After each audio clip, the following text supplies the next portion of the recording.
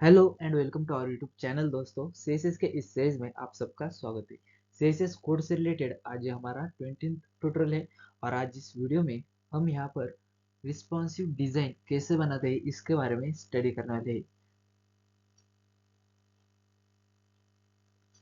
तो चलिए अपना वीडियो शुरू करते हैं और देखते हैं कि हम अपने वेब पेज को यहाँ पर रिस्पॉन्सिव कैसे बनाते हैं। अगर आपको अपने कस्टमर ने यहाँ पर अगर कोई वेबसाइट बनाने के लिए दी हुई है तो आप यहाँ पर अगर उसे सिर्फ डेस्कटॉप के ही व्यू में अगर बनाएंगे तो वो यहाँ पर वो जो कस्टमर है वो यहाँ पर नाराज हो जाएगा।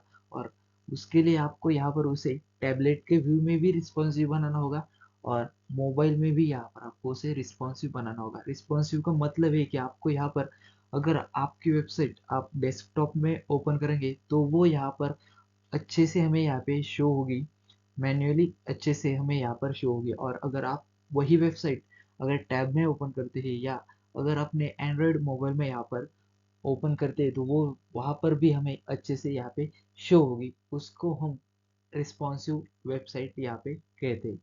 तो चलिए हम यहाँ पर पहले अपनी रिस्पॉन्सिव वेबसाइट कैसे बनाते हैं इसके बारे में देखते हैं। तो पहले हम यहाँ पर अपने HTML का स्ट्रक्चर डाल देते हैं और उसके बाद हम यहाँ पर अपना टाइटल चेंज कराएंगे और यहाँ पे डाल देंगे रिस्पॉन्सिव डिजाइन। अब इसके बाद हम यहाँ पर अपने बॉडी टैग में चलते हैं और यहाँ पर एक डिव ले लेते हैं और उसे हम यहाँ पे मेन क्लास अप्लाई करेंगे। और इस डिव के अंदर हम यहाँ पर H2 टैग में हम यहाँ पर 4 हेडिंग्स ले लेंगे और उन्हें यहाँ पे डाल देंगे फर्स्ट। हेडिंग ही डाल देते हेडिंग।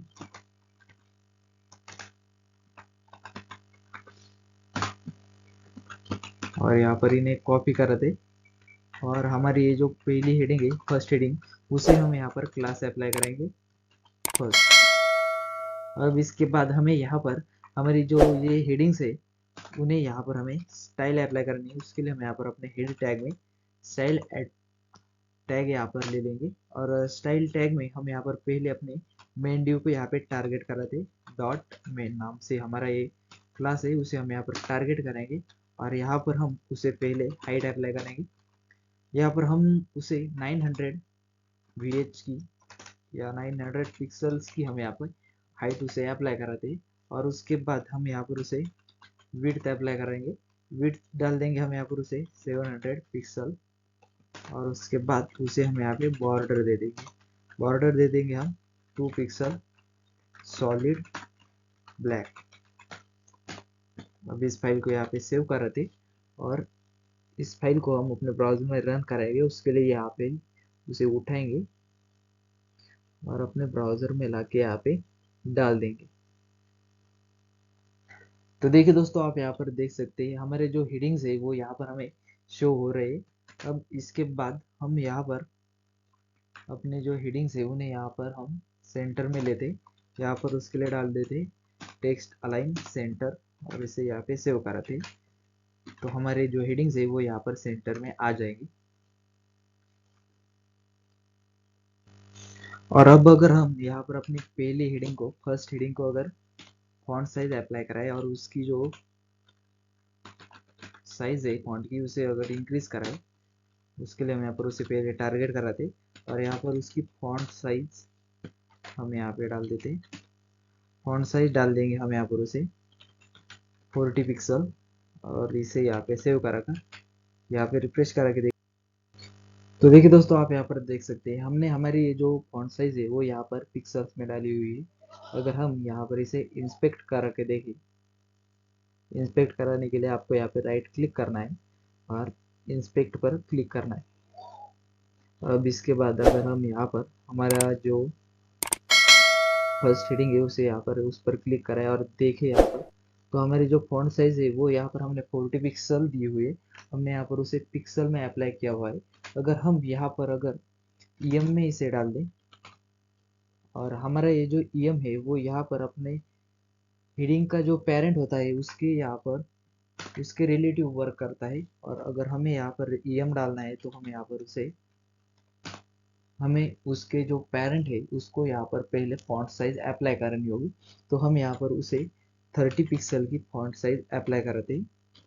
और अब इसके बाद हम यहाँ पर उसे 40 नहीं देते, हम यहाँ पर सिर्फ उसे 4 ही हम फॉन्ट साइज अप्लाई करेंगे। अब इस फाइल के यहाँ पे सेव करके देखते हैं।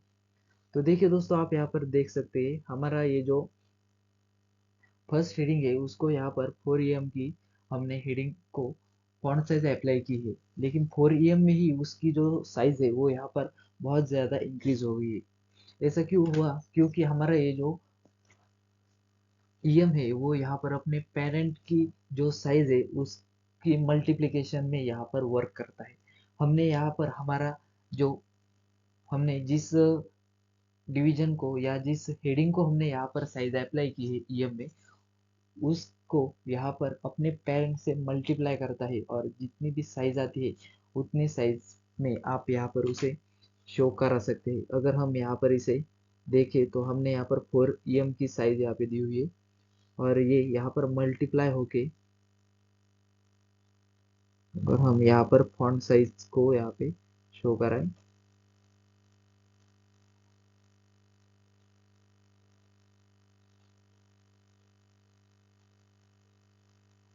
तो देखिए दोस्तों, आप यहाँ पर देख सकते हैं हमारे जो फॉन्ट साइज है वो यहाँ पर 120 पिक्सल हमें शो हो रही है।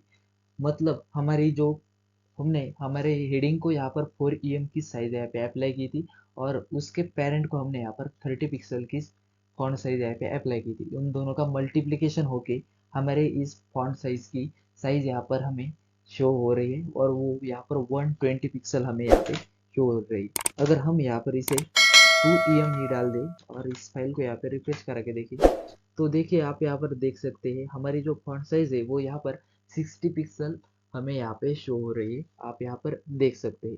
अब इसके बाद हमारी जो सेकंड आती है वो है आर ई एम हमारी, और हमारा ये जो आर ई एम होता है वो यहाँ पर हमारे HTML टैग के रिस्पॉन्सिव में यहाँ पर रिलेटिव में यहाँ पर वर्क करता है।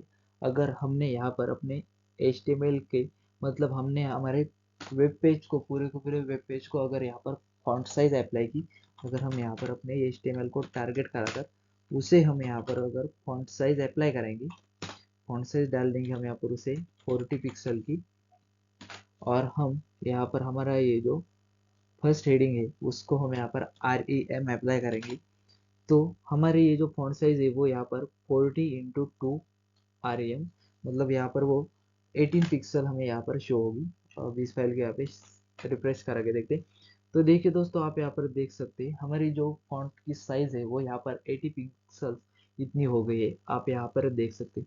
इसका मतलब हमारा ये जो REM है वो यहाँ पर हमारे वेब पेज के रिलेटिव में यहाँ पर वर्क करता है।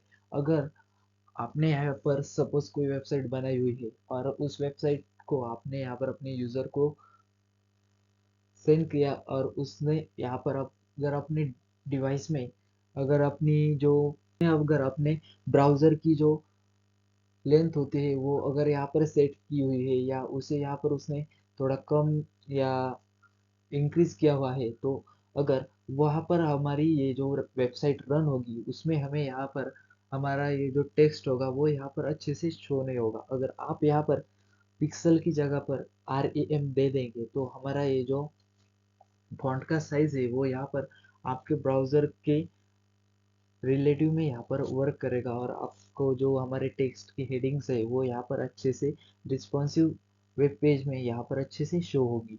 उसके लिए हम यहाँ पर REM इसका यहाँ पे यूज कर रहे थे।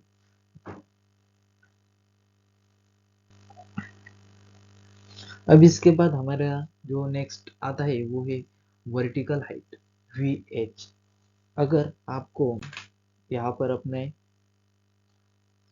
इस पूरे के पूरे वेब पेज को यहाँ पर अगर वर्टिकली हाइट अप्लाई करनी है तो आप यहाँ पर VH का यहाँ पे यूज करा सकते हैं। अगर हमने यहाँ पर आपको हमने अगर अपने यहाँ पे मेन डिव को यहाँ पे हाइट अप्लाई की हुई है और मैंने यहाँ पर उसे 900 पिक्सल की जो हाइट है वो यहाँ पर दी हुई है। अगर हम यहाँ पर उसे शो करा के देखें तो आप यहाँ पर देख सकते हैं हमारी जो 900 पिक्सल की हाइट है वो यहाँ पर थोड़ी हमें ज़्यादा हो रही है और वो यहाँ पर वेब पेज हमें स्क्रॉल करना पड़ रहा है। अगर हम यहाँ पर ये 900 पिक्सल की हाइट यहाँ पर ना देके अगर हमने इसे 100 VH यहाँ पे दे दिया और इस फाइल को रिफ्रेश करा के देखें, तो देखिए दोस्तों, आप यहाँ पर देख सकते हैं हमारी ये जो वर्टिकल हाइट है वो यहाँ पर हमारा जितना हमें वेब पेज शो हो रहा है उतनी उसने यहाँ पर हमें हाइट अप्लाई करा के दे दी है। और आपको अगर अपनी पूरे के पूरे वेब पेज को ही अगर अपना कोई डिव यहाँ पर शो कराना है तो आप यहाँ पर ऐसे ये वर्टिकल हाइट को भी यूज करा सकते हैं। और ऐसे ही आप यहाँ पर विड्थ को भी यहाँ पे हाइट देने के लिए VW का यूज करा सकते हैं और अपने व्यू पोर्ट को यहाँ पर हाइट और विड्थ आप ऐसे यहाँ पे अप्लाई करा सकते हैं। अगर हम यहाँ पर अपने इस विड्थ को यहाँ पर 100 VW डाल दें और इस फाइल को सेव करेंगे और इसे यहाँ पर रिफ्रेश करा के देखें, तो देखिए दोस्तों, आप यहाँ पर देख सकते हैं हमारा ये जो वर्टिकल हमारी ये जो हाइट है वो यहाँ पर हमें शो हो रही है।